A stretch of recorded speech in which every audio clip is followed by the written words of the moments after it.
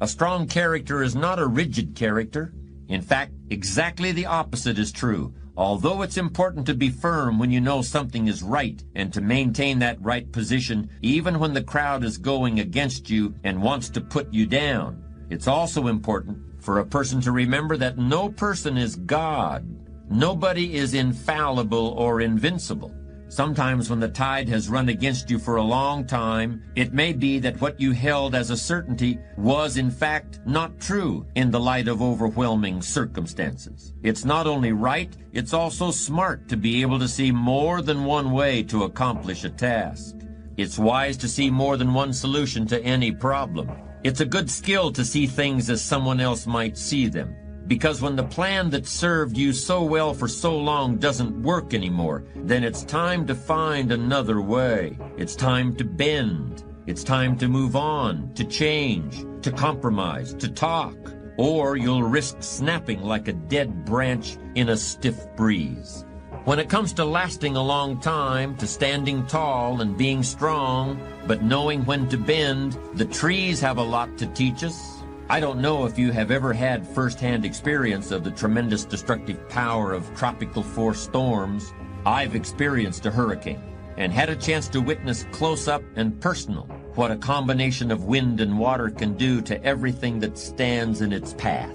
The rain fell so long and hard that it completely soaked the ground and loosened the roots of even the tallest trees. At the same time, the wind blew with such force that century-old trees, tall and hard and strong, were blown over like so many toy soldiers standing on parade knocked down by a toddler at play. However, the enormous willows, some standing tall as a house and covering what would be an entire lot in some parts of the city, lithe and flexible, and bending and bowing gracefully to the slightest breeze or to the mightiest gust, weathered the heavy blows of the storm.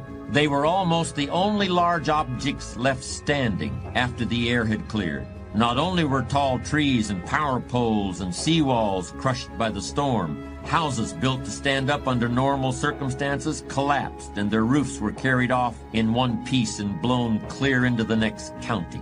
Everything that tried to oppose the storm's fury was damaged or destroyed. Everything that gave way, that was strong yet flexible, survived. Maybe some of you remember playing the game of scissors, stone, and paper when you were kids. This game teaches a child to think about the nature of materials, how something can be strong or appropriate in one situation and yet be the wrong tool, a losing proposition in another. It also teaches a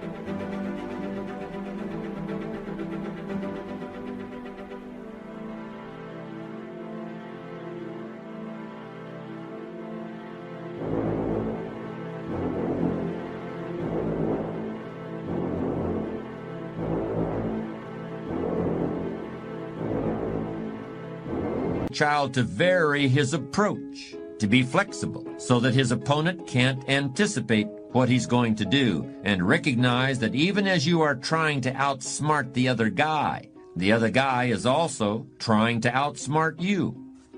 That's why all our best-laid plans do sometimes go astray. It's entirely possible and even likely that nothing will ever turn out as we expect. And so no matter how much we prepare for one turn of fate, something will sneak up from the blind side when we're least expecting to be interrupted at our accustomed rounds. When that time comes, as it will, the people who survive and even triumph over the unanticipated will be people who are ready to adapt. They will bend in the first gust. They will step out of the path of the charging bull. They will pivot while holding their place in the scheme of things. They will step back and let something else bear the brunt of impact. I don't really think it's less important or more important today to be open to change and flexible in adapting to it than it has been in the past. It's always been important to be flexible and far-sighted, anticipating whenever we can, and when we can't anticipate, being prepared for all possibilities. Yet amazingly enough, when it comes to flexibility and being able to adapt to the changing circumstances of history, the oldest and longest-lasting empire in the world is that of the Chinese. Many dynasties, many emperors, many reigns, but always the empire endured. How was this possible? It wasn't because of military power or tremendous wealth, because over the course of thousands of years, those things came and went many times. The real reason the Chinese empire lasted so long was because of the work of two very different philosophers. The first, Confucius, provided ideas that became the solid foundation of the imperial government. He supplied the theories by which the imperial government was conducted.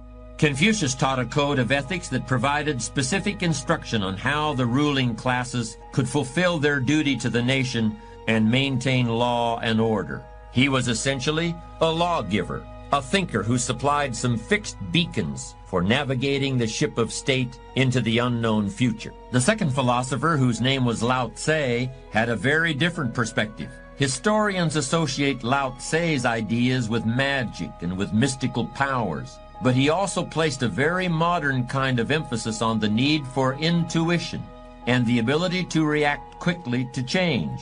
Lao Tse pointed out that sometimes it is best to advance by retreating, that sometimes wars can be won by losing a few battles, and long-term goals can be achieved by accepting short-term reversals. Sometimes it is best to resist like the tall grass.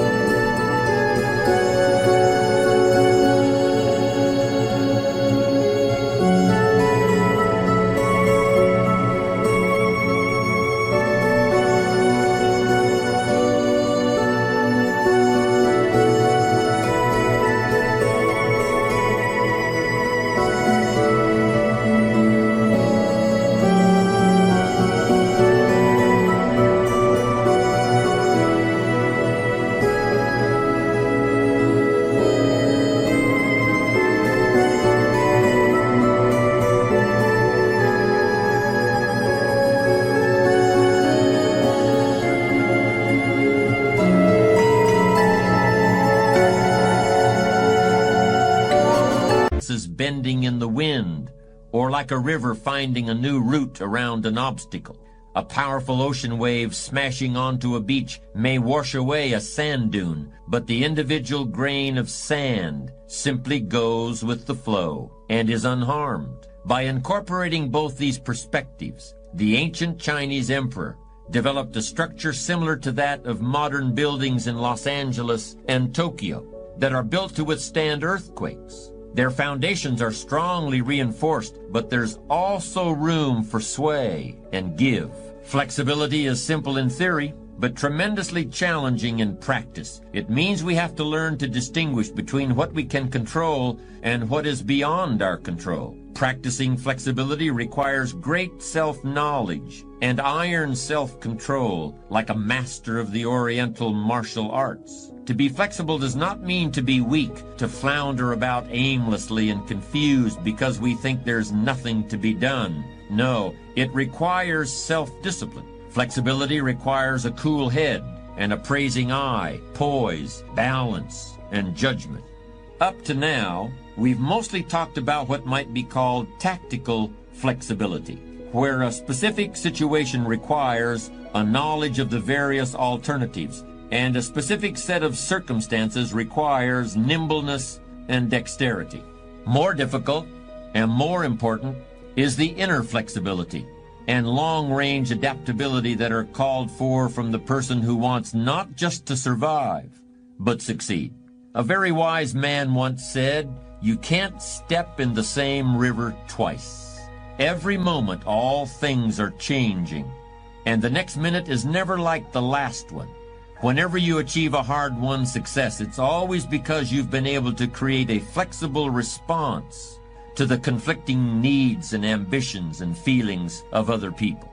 You've been able to sidestep the accidents of fate and the quirks of nature and the innate tendency we all have to depend on yesterday's solutions to solve today's problems. It's interesting to observe that at one of the times of greatest luxury and power and perhaps complacency ever in the history of the world, the heyday of the Roman Empire, a philosophy arose that attempted to teach these men who ruled the known world how to govern themselves. These philosophers, who called themselves Stoics, taught that in order simply to survive in life, let alone be a leader, you must learn to take responsibility for the way things affect you. At the same time, you must learn to bend with the wind of forces too great for your control. This kind of self-measurement and self-control should be part of every grown-up's character. After all, an adult is the leader of his own family, of his children, who grow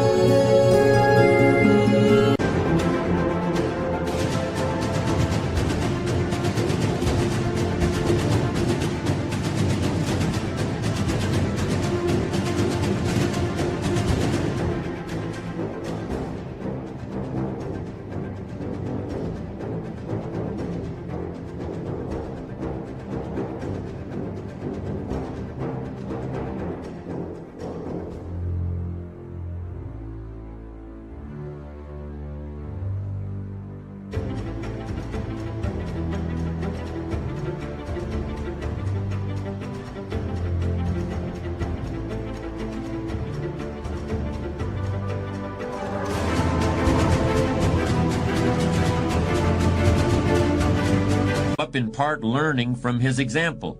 To be firm but fair, to be clear and consistent but flexible, is to possess maturity.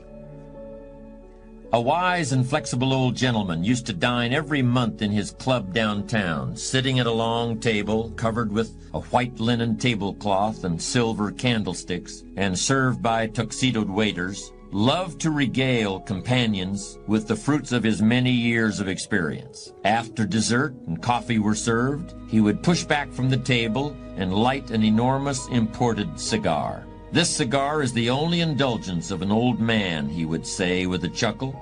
And then he'd launch into one of his stories. They usually began with a question, such as, "Did I ever tell you about the time when I was setting up factories for the giant XYZ Corporation in the backwoods of Georgia and was compelled to teach them a little lesson in business and good manners?" Although the stories always started out the same, no two stories were ever alike, and there would always be a wealth of wisdom through example, a veritable mother lode of remarkable instruction. Well, this old man, who was so old and so wise and so flexible, has one ironclad rule for dealing with other people. This rule involved never being the first to break a bargain, and always assuming that what happened before should not happen again. He said, "If a man fools me once, I think, that's not nice, and I remember it. And if the same man fools me a second time, I think, shame on you. If the same fellow tricks me a third time, well, I have been warned and should have changed my..."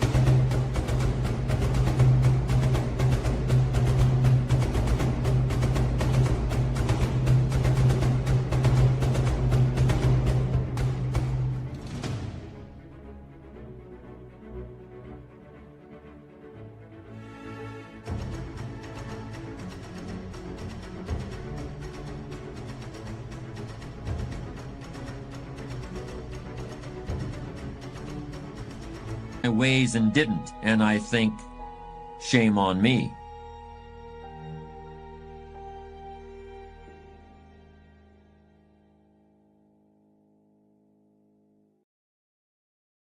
Adaptability is a crucial skill in today's fast-paced and constantly changing world. The ability to adapt means being able to adjust to new situations, environments, and challenges. It enables individuals to be resilient in the face of adversity and to make the most of opportunities as they arise. Being adaptable also helps to build confidence and self-esteem, as individuals are able to find solutions and overcome obstacles. Furthermore, adaptability is a key skill in the workplace, as it enables employees to be productive and efficient in a variety of roles and to be able to respond quickly to changes in the market or industry. In summary, adaptability is important because it allows individuals to successfully navigate an ever-changing world, build resilience and confidence, and be successful in their personal and professional lives.